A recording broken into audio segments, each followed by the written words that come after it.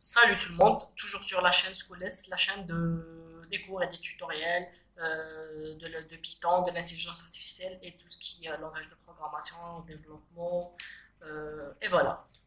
Toujours toujours en pleine aventure pour apprendre Python de A à Z en passant par l'intelligence artificielle et le data science. Aujourd'hui, on se retrouve pour une nouvelle vidéo pour continuer notre sujet des boucles. Et aujourd'hui, on va voir un nouveau type de boucle, c'est le boucle tant que ou bien en anglais while. Si vous êtes prêts, je vous lance l'introduction. On commence tout de suite. Bag it. I'm gonna pop some tags. Only got $20 in my pocket. Looking for a come. This is freaking awesome. I'm gonna pop some. Du code. Créer un nouveau fichier qu'on va appeler while.py. Très bien. Alors, si vous êtes programmeur, regardez la description pour passer un peu les time slots que vous connaissez déjà. Si vous êtes débutant, regardez-moi, je vais vous regarder la vidéo jusqu'à la fin, je vais vous expliquer c'est quoi le principe de la boucle while. D'accord, alors on a vu déjà et on a compris c'est quoi une boucle pour. Une boucle pour, c'est une boucle qu'on répète un bloc d'instruction X fois. D'accord, et ce X il est déjà connu au préalable, on connaît combien on va faire, combien on va itérer 5 ou bien 10 fois, ou bien 30 fois, ou bien 50 fois. D'accord. Mais en programmation, la vie n'est pas toujours belle, la vie n'est pas toujours facile, parce que des fois, on va entrer dans la boucle et on ne sait pas quand est-ce qu'on va sortir. C'est ça. Et c'est ici que les boucles while interviennent. C'est quoi une boucle while? C'est une boucle où on ne sait pas au préalable combien de fois on va itérer. Est-ce qu'on va itérer 5 fois, ou bien on va itérer 10 fois, ou bien on ne va pas itérer, tout simplement. Alors, tout ce qu'on a, c'est une condition d'arrêt. D'accord? Je vais arrêter de boucler après qu'une condition, je vais arrêter de boucler quand une condition, elle soit vraie ou bien juste, ou bien un retour le booléen true. D'accord? Mais je ne sais pas quand est-ce que cette condition, elle va être true. Est-ce que après 0 fois, ou bien après 10 fois, ou bien après 100 fois, ou bien 1000 fois, ou bien 10 000 fois. Donc, on ne le sait pas. Tout ce qu'on a, c'est une condition, d'accord, d'arrêt.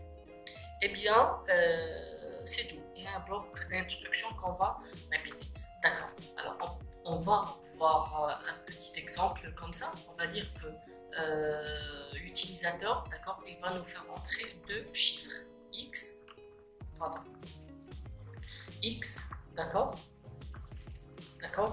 y, ok. Et là, je vais faire une boucle. Alors, l'utilisateur veut savoir après combien d'itérations le x il sera égal à y. D'accord? Par exemple, si c'est 5, et bien y 6, je vais dire que après une itération, le x il est devenu égal à y. Vous m'avez compris. Donc, c'est ça un peu l'idée. D'accord, de la boucle while. Alors, mais ça, c'est pour un utilisateur X. Peut-être un utilisateur Y, un autre utilisateur, il va venir, il va rentrer genre X 1000 et Y 2000, par exemple. C'est vrai qu'on ne sait pas préalable combien de fois notre boucle, dans le moment T, elle va itérer. Donc, c'est ça un peu l'idée de la boucle while. Si vous n'avez pas toujours compris, c'est pas grave, on va voir ça directement en code et vous allez vraiment comprendre. Alors, maintenant, voyons les boucles while en Python. D'accord. Toujours dans le même exemple, qu'est-ce qu'on va faire? On va inviter l'utilisateur à nous faire entrer deux chiffres, d'accord? Et nous, on va lui répondre. Alors, après combien d'itérations le x est devenu égal à y? Donc, c'est ça l'idée. Alors, construisons ensemble notre code, bien notre petite application. Et là, qu'est-ce qu'on va faire? Input, d'accord? Input, entrée, la première valeur, d'accord? Y, un deuxième input, entrée, la deuxième valeur. Très bien. While x, d'accord, i différent de y. Je vais vous expliquer tout ça. D'accord. While x. et sur y, x reçoit x plus 1. Et là, je vais créer un petit compteur qui va... là, je vais l'initialiser là. Ne vous inquiétez pas, vous allez tout comprendre. Ne vous inquiétez pas, vous allez tout comprendre. Et là, je vais faire... je vais vous montrer une nouvelle manière d'écrire un peu les codes. Et je vais vous expliquer aussi. D'accord? Et voilà. Et voilà. Et voilà. Normalement, c'est tout. Et là, je vais écrire mon print, d'accord, mon print qui est i. On est d'accord? Là, bien entendu, on va caster parce que le type, comme ça, il est à string, le input. On va caster ça ici aussi. Et très bien. Très bien. Alors, on va exécuter. Ah non, pas ça. On va exécuter while.by. Entrer la première valeur c'est 5, la deuxième c'est 10. Et là j'ai bien 5.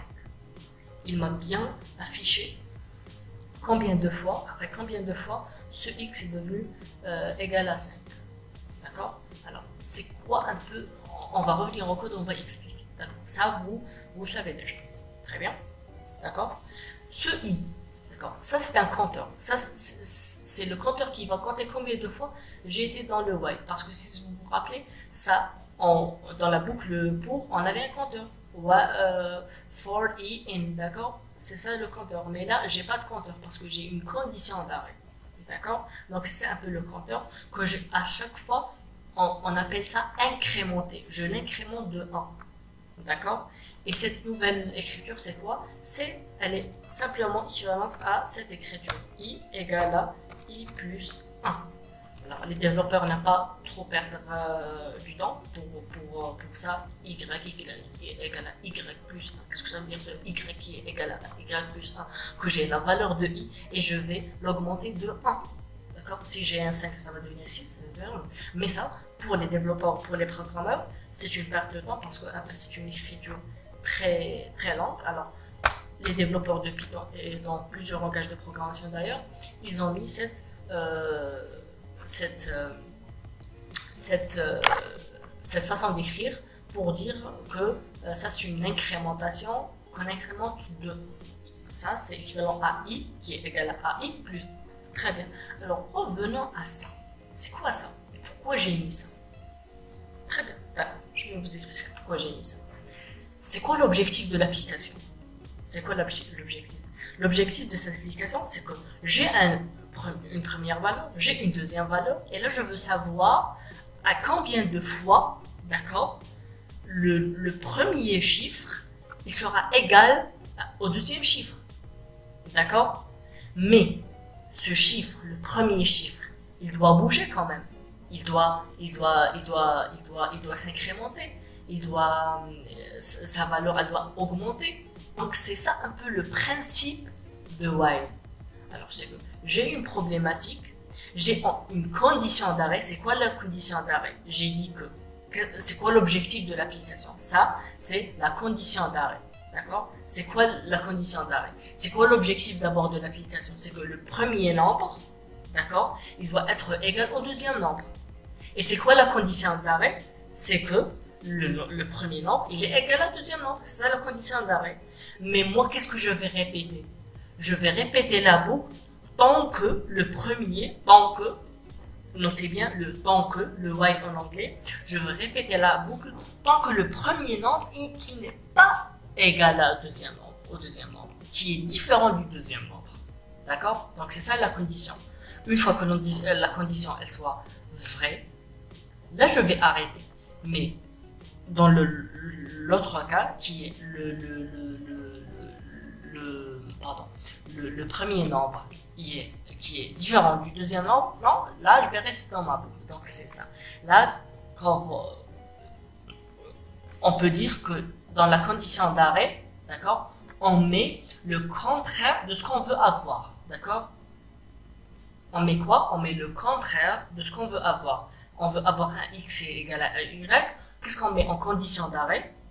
D'accord? Le x qui est... Enfin, qu'est-ce qu'on met en condition? On met que le x... il soit différent de y. Parce que c'est cette condition, d'accord? Tant que cette condition, on va parler un peu langage informatique, on dit, tant que cette condition est vraie, je vais rentrer dans la boucle, je vais rester dans la boucle, tant qu'elle est vraie, pour l'instant.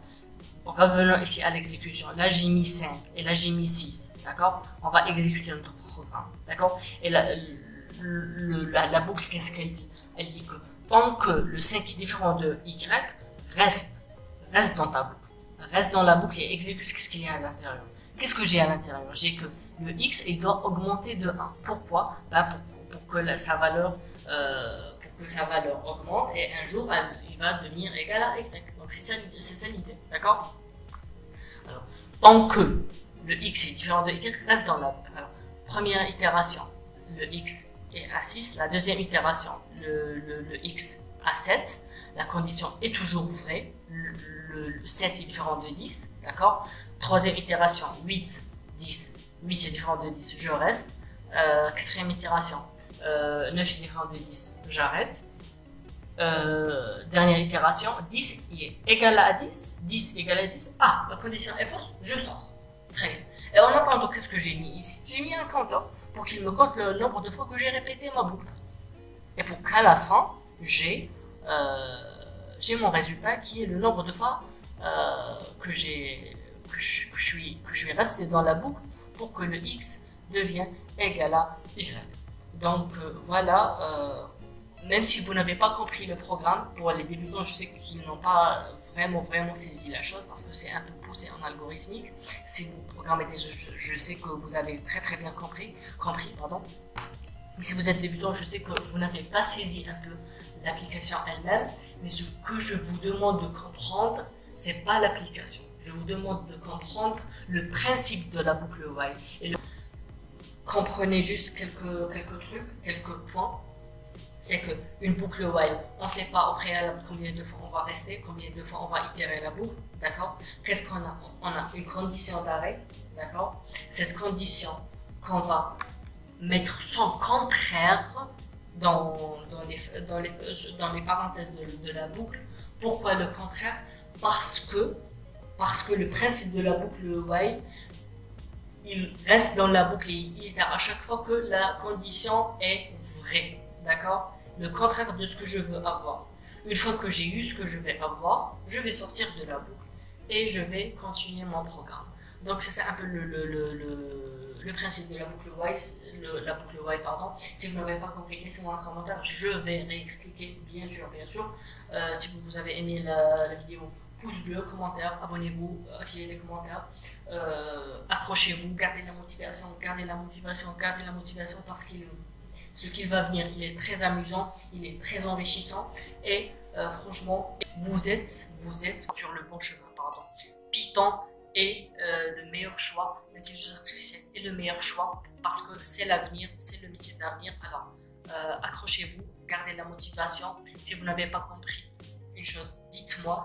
Si vous n'aimez pas ma façon d'expliquer les choses, cherchez dans une autre source de savoir. Ne s'arrêtez pas juste parce que un enseignant n'a pas pu vous donner l'information requise pour vous, bien vous êtes démotivé ou bien quelque chose comme ça. Non, il ne faut jamais s'arrêter. Quand on a un objectif en tête, il faut le finir jusqu'au bout. Alors sur ce, je vous dis, prenez soin de vous. On se retrouve pour une prochaine vidéo et bye bye.